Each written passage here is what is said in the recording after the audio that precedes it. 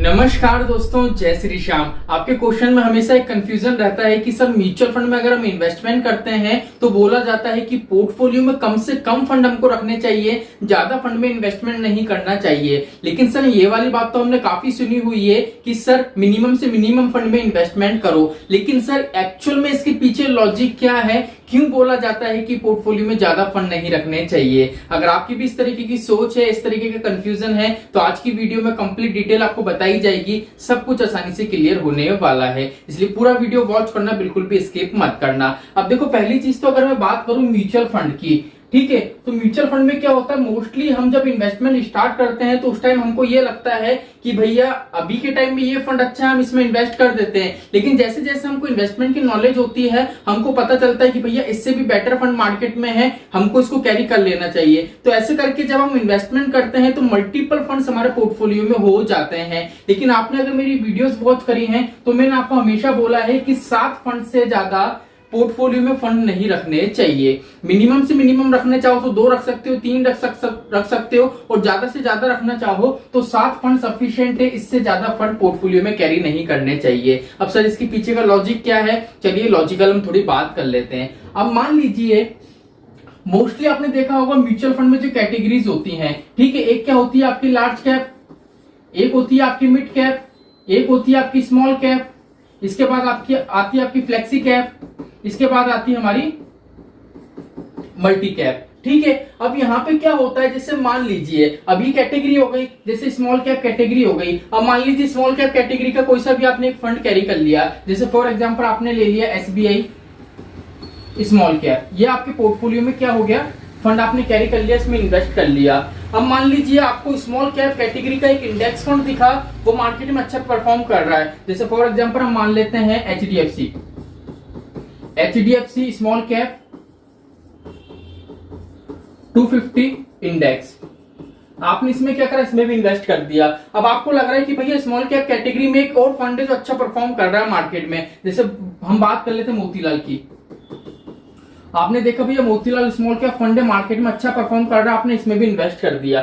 ठीक है, अब ऐसे करके क्या होगा, आपने मान लीजिए स्मॉल कैप 3-4 स्मॉल कैप ले लिए, 3-4 मिड कैप ले लिए, 3-4 फ्लेक्सी कैप ले लिए, 3-4 आपने मल्टी कैप ले लिए। अब उससे दिक्कत परेशानी क्या आएगी, दिक्कत परेशानी ये आएगी, अब यहाँ पे देखो आपने एक फंड कैरी करा HDFC स्मॉल कैप 250 इंडेक्स। ठीक है, अगर स्मॉल कैप में पैसा निवेश कर रहे हो तो नॉर्मल सी बात है, आप स्मॉल कैप की जो कंपनीज होती हैं वो 250 कंपनी होती है। ठीक है, अब यहाँ पे इंडेक्स फंड है तो स्मॉल कैप की 250 कंपनी में ऑलरेडी यहाँ पे आपका पैसा लग रहा है। ठीक है, अब आपने SBI स्मॉल कैप ले रखा है, तो मान लीजिए इसकी जो भी होल्डिंग हो, फॉर एग्जांपल मान लेते हैं यहाँ पे 50 स्टॉक में आपका पैसा लग रहा है, तो भैया जो ये 50 स्टॉक हैं ये 250 स्टॉक के अंदर से ही है, तो यहाँ पे तो सिमिलर चीज हो गई। इससे बेटर तो यही रहता सिर्फ में एक ही फंड कैरी कर लेता है स्मॉल कैप कैटेगरी का।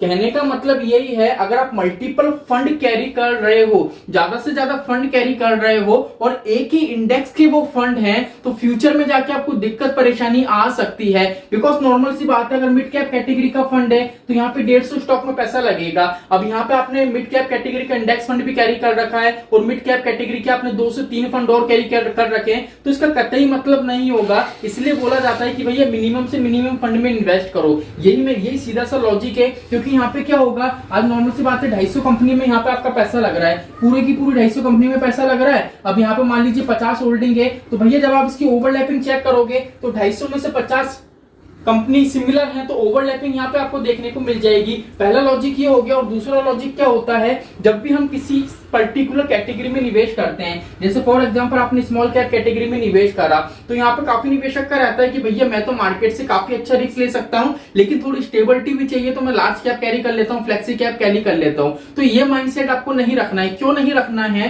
क्योंकि अगर आप सिर्फ सिंगल कैटेगरी में भी इन्वेस्ट करते हो, जैसे आपने स्मॉल कैप कैटेगरी का कोई भी एक फंड कैरी कर लिया, तो यहाँ पे सेबी का सीधा सा नियम है भैया 65% जो पैसा है इन्वेस्टर का वो स्मॉल कैप के जो स्टॉक्स होते हैं उसमें इन्वेस्ट होगा।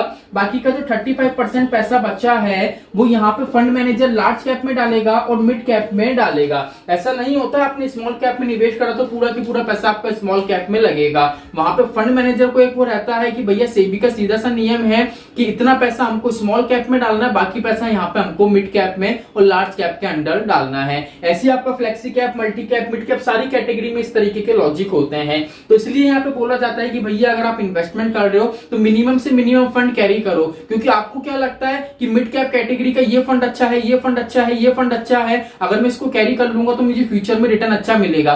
फ्यूचर में रिटर्न तो आपको अच्छा मिलेगा, लेकिन उसके अंदर की होल्डिंग जाके चेक करो कि भैया मेरे पोर्टफोलियो में जो फंड मैंने कैरी कर रखा है उसकी होल्डिंग, उसमें जो स्टॉक्स है वो ऑलरेडी मैंने जो इन्वेस्टमेंट कर रखा है उसमें से कितने स्टॉक ऐसे सिमिलर हैं जो मुझे देखने को मिल रहे हैं। जितने ज्यादा स्टॉक सिमिलर होंगे उसका कतई मतलब नहीं है। कतई मतलब क्यों नहीं है? क्योंकि ओवरलैपिंग देखने को मिलेगी। इससे बेटर तो ये मेरा जो पुराना वाला फंड है उसमें ऑलरेडी वो स्टॉक है तो मैं पुराने वाले फंड में इन्वेस्ट कर दूंगा। लॉजिक सिंपल से यही है। देखो, अगर समझना चाहो तो सब कुछ है और नहीं समझना चाहो तो कुछ भी नहीं है। तो आई होप आज की वीडियो से क्लियर हो गया होगा। बिल्कुल सिंपल लैंग्वेज में मैंने आपको बताया जिससे सारी चीजें आसानी से क्लियर हो सके। तो चलिए आज के लिए इतना ही, मिलते हैं हमारी नेक्स्ट वीडियो में। जय श्री श्याम दोस्तों, जय श्री राधे।